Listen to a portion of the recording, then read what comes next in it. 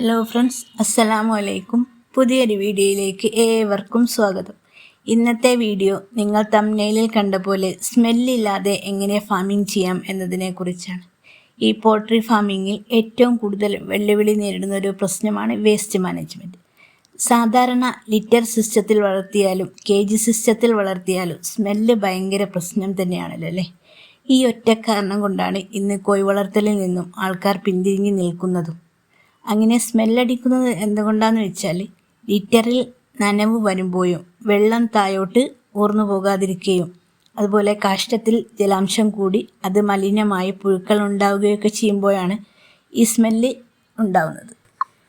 ഇങ്ങനെ ഫാമിൽ ഈർപ്പം നഷ്ടപ്പെടാതിരിക്കുമ്പോൾ അതിൽ അമോണിയ കണ്ടൻറ്റ് കൂടുകയും സ്മെല്ലിൻ്റെ പ്രശ്നവും കൂടാതെ കോഴികൾ അസുഖം വരുന്നതിനും കോഴിപ്പേൻ കോഴിച്ചെള്ളമൊക്കെ ഉണ്ടാവുന്നതും കോഴിക്കൂടും പരിസരവും വൃത്തിയില്ലാത്തത് കൊണ്ട് മാത്രമാണ്. എന്നോട് കോഴിക്ക് അസുഖം വന്നിട്ട് എന്തെങ്കിലും മരുന്നൊക്കെ പറഞ്ഞു തരുമോ എന്ന് ചോദിച്ച് ഒരുപാട് ആൾക്കാർ വിളിക്കാറുണ്ട്. അപ്പോൾ കോഴിക്കൂടിൻ്റെ വീഡിയോ ഇട്ട് തരാനാണ് ഞാൻ ആദ്യം പറയൽ. കോഴിക്കൂട് വൃത്തിയില്ലാതെ മരുന്ന് കൊടുത്തിട്ട് ഒരു കാര്യവുമില്ല.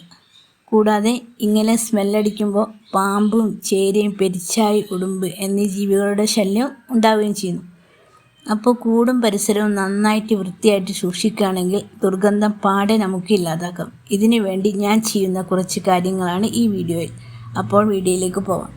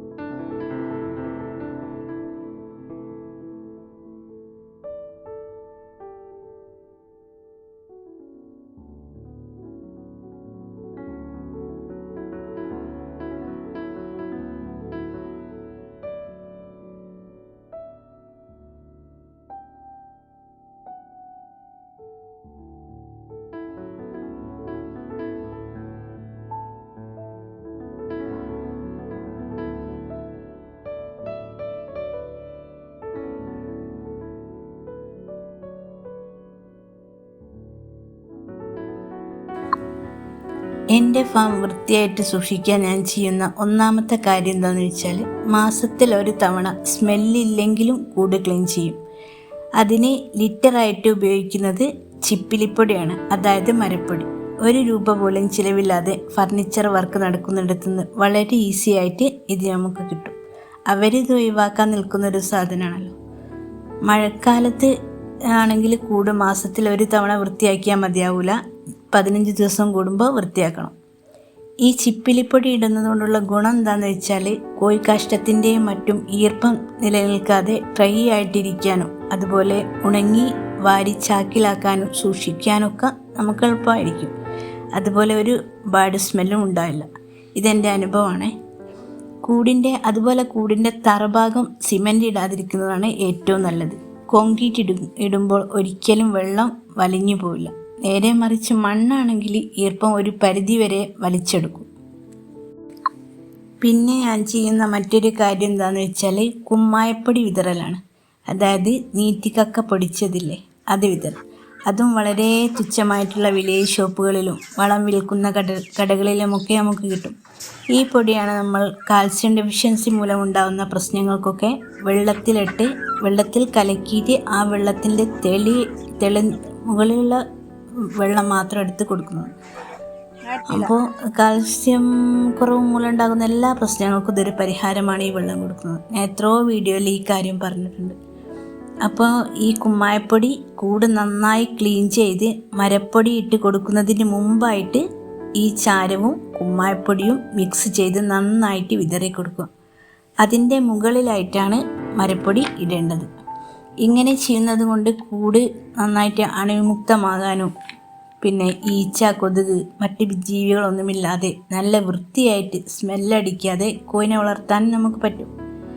പിന്നെ ഇവർക്ക് കൊടുക്കുന്ന തീറ്റയിൽ ഈ വെളുത്തുള്ളി കണ്ടൻറ്റ് കൂട്ടിക്കൊടുത്താൽ സ്മെല്ലിന് നല്ല ഫലം ഉണ്ടാവും. അങ്ങനെ ഞാൻ പണ്ടൊരു വീഡിയോയിൽ അങ്ങനെ കണ്ടിട്ട് എത്രയോ ആൾക്ക് അങ്ങനെ പറഞ്ഞു കൊടുത്തിട്ട് അത് ഫലം ഉണ്ടെന്ന് എത്രയോ ആൾക്കാർ പറഞ്ഞിട്ടുണ്ട്. ഞാൻ പിന്നെ ഇങ്ങനെ ചെയ്യുന്നത് കൊണ്ട് എനിക്ക് സ്മെല്ലിൻ്റെ ഒരു വിഷയവും ഉണ്ടാവാറില്ല.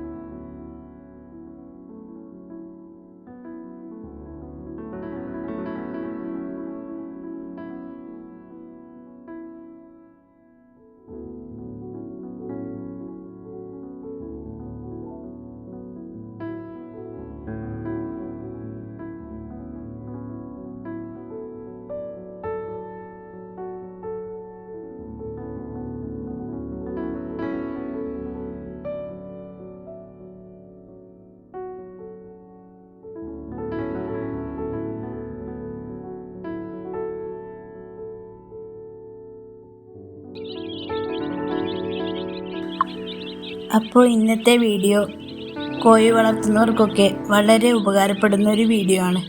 ഇതൊക്കെ അധികം ആൾക്കാർക്കും അറിയുന്നതും അവർ ചെയ്യുന്നതുമൊക്കെ ആയിരിക്കും. എന്നാലും ഇപ്പോഴും ഒരുപാട് പേര് ഈ പ്രശ്നം പറയാറുണ്ട്. അപ്പോൾ ഇതിനെക്കുറിച്ച് അറിയാത്തവർക്കുള്ള വീഡിയോ ആണ്. പിന്നെ ഏത് ഫാമിങ്ങിലായാലും കർഷകർ നേരിടുന്ന വലിയൊരു വെല്ലുവിളിയാണ് വേസ്റ്റ് മാനേജ്മെൻറ്റ്. അപ്പോൾ ഇത് എല്ലാവരിലേക്കും മറ്റ് കർഷകരിലേക്കും ഷെയർ ചെയ്യുക. ഇഷ്ടപ്പെട്ടാൽ ലൈക്ക് ചെയ്യുക. നിങ്ങളുടെ അഭിപ്രായങ്ങളൊക്കെ കമൻറ്റിലൂടെ അറിയിക്കുക.